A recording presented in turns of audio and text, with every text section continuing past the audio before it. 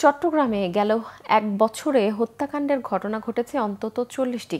অভ্যন্তরীণ কোন্দল, চাঁদাবাজি, দখল সহ বিভিন্ন কারণে এসব হত্যাকাণ্ডের ঘটনা ঘটে।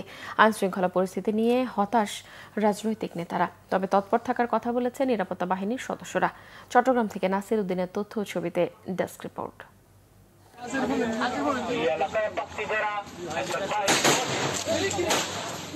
চট্টগ্রামের অপরাধ জগতে একসময় ভয়ঙ্কর ত্রয়ী হিসেবে পরিচিত ছিল সাজ্জাদ সারোয়ার ও ম্যাকসন। গুরু সারোয়ারের সাথে দ্বন্দ্বের জেরে 3 বছর আগে মারা যান ম্যাকসন।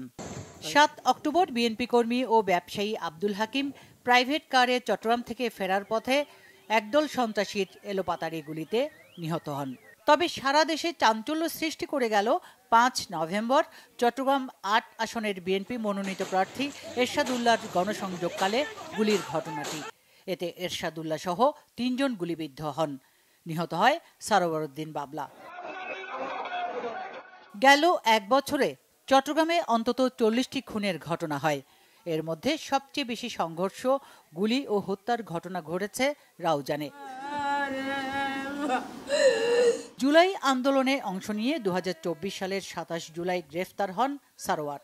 হত্যার পেছনে পুরনো দ্বন্দ্বই মূল কারণ পুলিশ দাবি করলেও পরিবার বলছে পেছনে রয়েছে রাজনৈতিক প্রতিহিংসা। ছোট সাজ্জাদ, হাবিজ যা আছে এগুলা কিচ্ছু না, সবকিছুর মূল হচ্ছে মীর হালাল আর রেডমার্ডের সাজ্জাদ।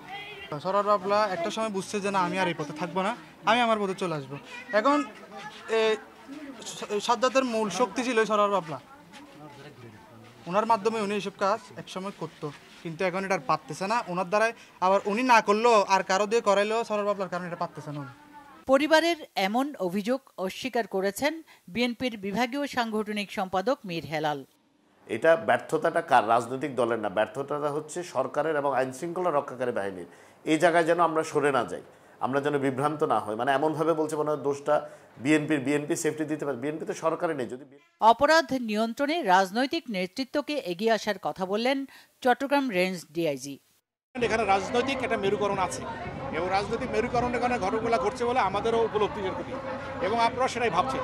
সুতরাং আমি মনে করি রাজনৈতিক প্রতিদ্বন্দ্বী যারা আছে তারা যদি নিজেদের মধ্যে বসে ঘটনাগুলো সমাধানের চেষ্টা করে তাহলে এটা খুবই সম্ভব। আমাদের টহল কার্যক্রম, গোয়েন্দা কার্যক্রম আমরা জোরালো করেছি।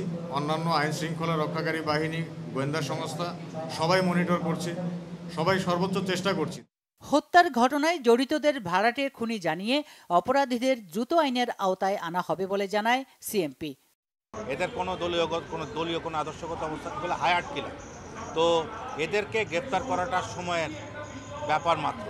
একের পর এক হত্যাকাণ্ডের ঘটনায় হতাশা ব্যক্ত করে অস্ত্র উদ্ধার ও সন্ত্রাসীদের গ্রেফতারে কার্যকর ব্যবস্থা নিতে বললেন রাজনৈতিক নেতারা। এই অস্ত্রগুলো তো উদ্ধার করতে হবে, তাই না? তো সেই কাজগুলো তো আমরা এখনো হতে দেখছি না। এটা করতে হবে। আইন শৃঙ্খলা বাহিনীকে অত্যন্ত কঠিন অবস্থায় গিয়ে, সতর্ক অবস্থায় গিয়ে আইন শৃঙ্খলা সঠিক জায়গায় রাখতে হবে। চট্টগ্রামে আইন শৃঙ্খলা পরিস্থিতির অবনতি, বারবার গুলি ও হত্যাকাণ্ড আগামী নির্বাচনে প্রভাব ফেলতে পারে বলে মনে করেন অনেকে। Bangla vision news desk.